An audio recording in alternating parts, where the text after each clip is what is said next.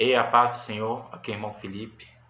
Estamos aqui para sequenciar a série de reflexões.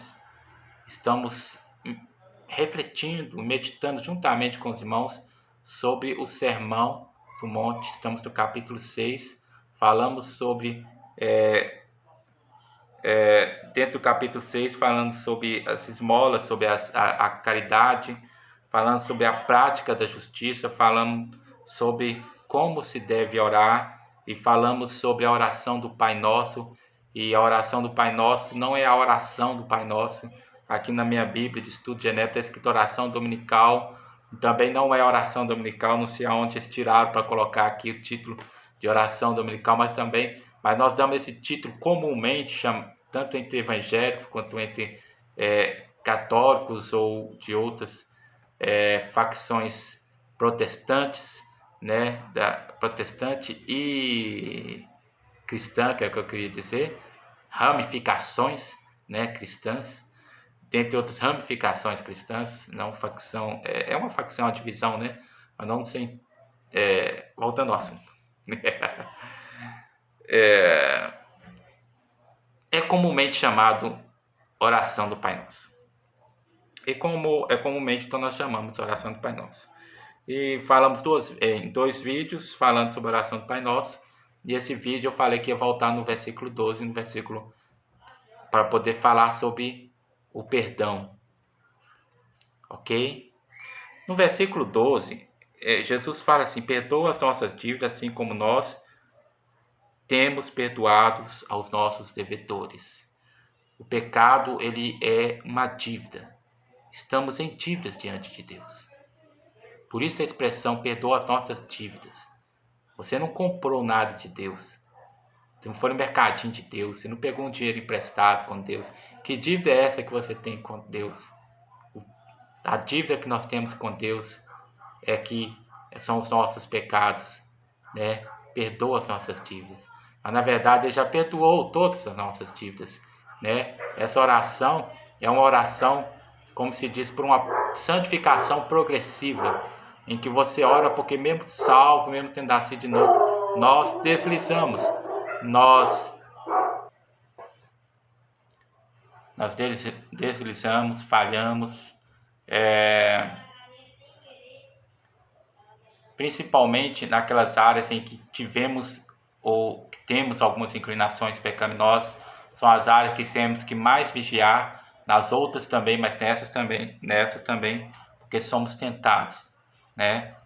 Pode-se dizer que a questão do perdão é um foco que Jesus começa a desenvolver a partir do versículo 12, na questão da oração do Pai Nosso, porque ele vai dizer, depois de falar sobre a gente incluir lá, de pedir a Deus perdão daqueles deslizes, porque crente não peca. O pecado na vida de crente é acidente, não é hábito, né? Por isso lá em João, na carta de João, ele fala que aquele que é nascido de Deus não peca. Isso não quer dizer que o que é nascido de Deus não peca, não tem a possibilidade de pecar, mas quer dizer que não é um hábito, e por não ser um hábito, isso é como se dissesse não peca, né? Em algumas traduções já vai vir uma modificação dessa expressão, já vai vir falar que não vive no hábito, que aquele que é nascido de Deus não vive pecando, ok? Mas mesmo assim pecamos, né? Como deslize, como eu falei, como acidente, mas pecamos. E aí, quando é que pecamos? Quando a maioria das vezes, quando somos tentados, né? E aí o versículo 13 já vai falar justamente sobre tentação, né? Pedindo a Deus para não deixar com que nós venhamos a cair em tentação. E aí Jesus conclui a oração e ele vai fazer uma observação, lembrando lá do versículo 12, ele vai dizer, versículo 14 e 15 que eu vou estar lendo agora. Porque se perdoardes aos homens as suas ofensas, também vosso Pai Celeste vos perdoará. Se, porém, não perdoardes aos homens as suas ofensas, tampouco vosso Pai vos perdoará as vossas ofensas, né? Tanto dentro de um contexto de uma oração, de um cristão, de um salvo, de um nascido de novo, essas ofensas aqui não se trata dos erros, dos nossos vacilos, dos nossos deslizes, que nós vamos cometer por causa das nossas inclinações, por causa das tentações, quando não vigiamos, e acabamos por pecar. E é esse tipo de perdão em relação a isso, né? O cristão que é nascido de novo, ele tem que ter em mente o que Deus fez por ele, o que Deus restaurou, o que Deus agiu na vida dele. Quando a gente pensa no que Deus fez, a gente vai lá nesse mesmo livro aqui, onde Jesus vai desenvolver essa questão. Lá em Mateus 18, e Jesus vai falar a partir do versículo 23, Jesus ao versículo 35, Jesus vai trazer uma parábola onde fala sobre o credor incompassivo. Tinha um rei que esse rei resolveu chamar todos os seus servos para prestar conta, tomar aí todos os seus devedores para poder resolver, quitar as dívidas. E havia um deles que devia ao rei 10.000 talentos. Na nota de rodapé da Bíblia de Estudo de Genebra está escrito assim, do versículo 24. Um talento era a mais alta unidade monetária da moeda corrente, era equivalente a 6.000 denários ou dracmas. Uma tal soma de dinheiro era praticamente incontável e ilustra a enorme dívida do pecado em que todos temos incorrido diante de Deus. Então aquele homem devia uma soma muito alta, 10.000 talentos, ele não tinha como pagar. Então o rei resolveu mandar aquele homem para ser escravo, ele e a sua família, para que eles trabalhassem até que toda a dívida fosse paga. E aquele homem entrou na presença do rei e se humilhou e falou para que o rei pediu ao rei para que o rei fosse misericordioso com ele, que ele iria pagar até o último centavo, até a última moeda que ele devesse. E o rei foi misericordioso e fez muito mais do que aquilo que ele pediu. O rei perdoou a sua dívida. Acontece que esse homem saiu feliz e contente e quando ele encontrou um amigo, um colega de serviço, que devia a ele a pequena soma de 100. Saindo, porém, aquele servo, versículo 28, encontrou um dos seus conservos que lhe devia 100 denários. Olha, um devia 10.000 talentos e esse devia 100 denários, né? Ou seja, era um valor imensuravelmente menor, bem menor do que o valor ao qual ele devia. E ele não quis pagar, ele não quis aceitar que o homem, não quis ser misericordioso com aquele homem. Mas lançou aquele homem, entregou aquele homem aos atormentadores para que eles viessem a forçá-lo a trabalhar como escravo até que esses 100 denários fossem pagos. E os outros colegas olharam aquilo, ficaram injuriados, ficaram tristes e vieram e foram à presença do rei e contaram tudo o que havia acontecido. E quando eles contaram para o rei ficou revoltado e chamou aquele homem à sua presença e falou: você não deveria ter feito da mesma forma como eu fiz com você? Você não tinha como eu pagar. Este homem certamente, se você fosse paciente com ele, certamente ele te pagaria. Não é possível. Era o salário de aqui está escrito aqui que era o salário de um dia de trabalho. E o homem não foi misericordioso para com ele.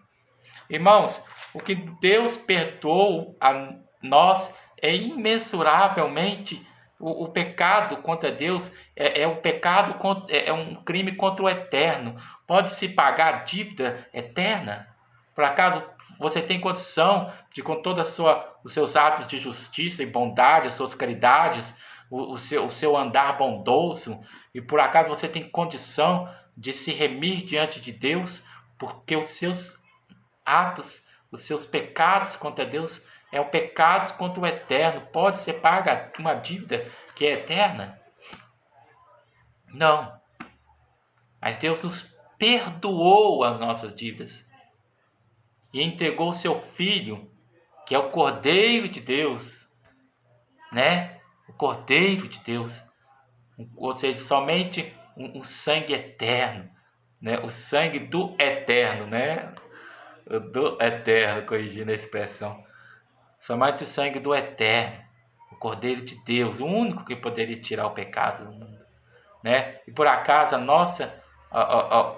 o que Deus fez por nós é indescritivelmente maior, e nós muitas das vezes não estamos dispostos. Eu ouço aquela expressão com muito desgosto, quem perdoa é Deus. Essa expressão me cai como um peso, como um desgosto, quando alguém diz isso, não, porque não, se Deus perdoa, Ele quer que nós perdoemos também, Ele quer que nós sigamos os seus passos, porque afinal não somos filhos de Deus?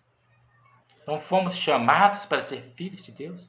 Quando uma pessoa que não conhece Jesus diz isso, tudo bem, mas quando uma pessoa que é servo de Deus usa essa mesma expressão daquelas pessoas caídas lá do mundo, é uma pessoa que parece que não recebeu o perdão de Deus, que parece que não lembrou de onde estava, não lembrou da sarjenta, do lago de lodo horrível, onde seus pés estavam afundados, parece que esqueceu do que Deus fez por ele e agora está pisando no seu irmão. Não é assim, amados, não é assim. Deus fez e faz, e Ele ainda perdoa, porque como eu disse no início, nós nascemos de novo, mas nós ainda deslizamos, ainda incorremos em erros, e Ele ainda nos perdoa. Poderia dizer Deus, não, que é isso? Perdoei uma vez, acabou. Não, mas Ele é longânimo e misericordioso e grande em perdoar. E assim Ele quer que sejamos seus imitadores, como filhos amados. E aí o versículo 15 vai dizer assim: se porém não perdoardes aos homens as suas ofensas, tampouco vosso Pai vos perdoará as vossas ofensas. Né? Aí cai aqui um peso muito grande. Se você quer receber o perdão de Deus, você tem que seguir os passos de Deus. O perdão de Deus ao seu perdão está condicionado. Você recebeu, quer dizer, você vai dizer assim, não, mas o perdão de Deus é incondicional. Mas você aceita, crê verdadeiramente, se arrepende. Não, o perdão de Deus é bem incondicional. Ele pede o arrependimento, Ele pede a fé em Jesus para que você seja salvo. Ele pede. É claro que Deus opera em nós tanto querer como efetuar, segundo a sua vontade.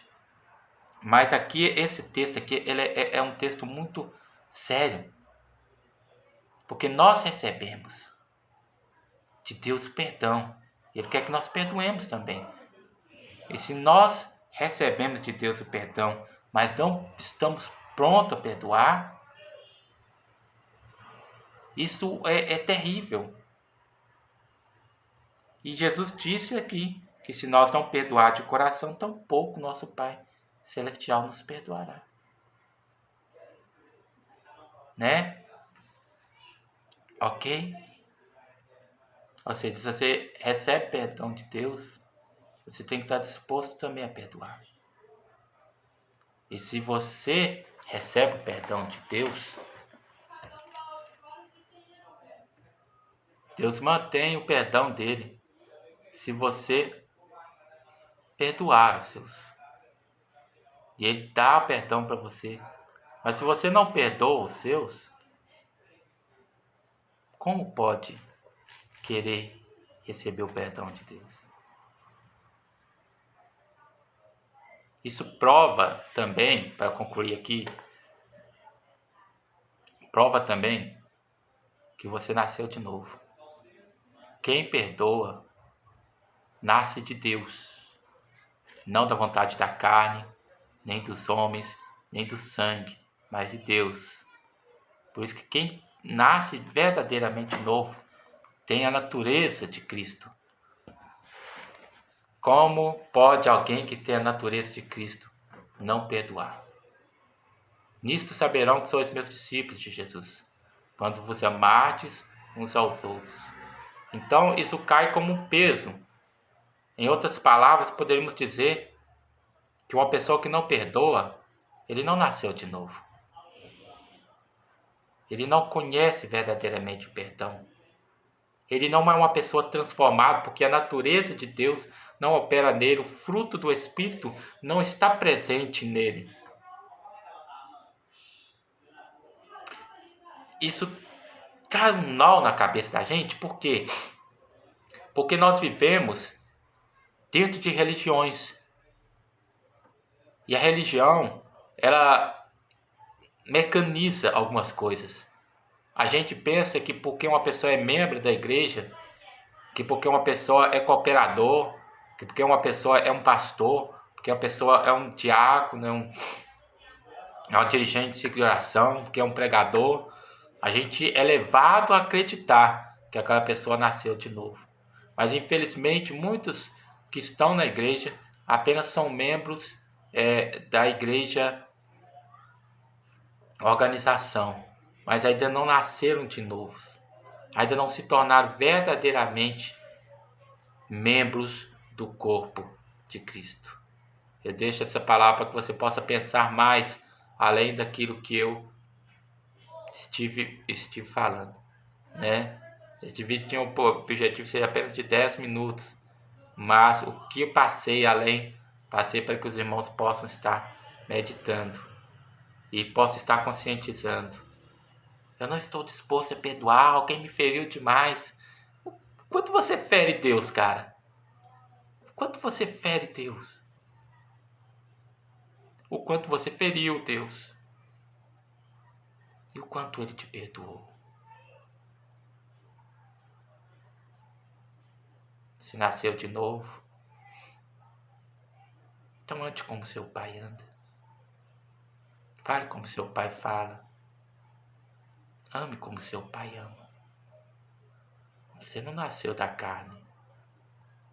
A carne não ama. Não nasceu da vontade dos homens.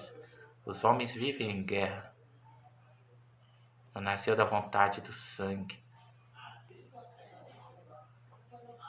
Mas você nasceu de Deus. Fique com Deus.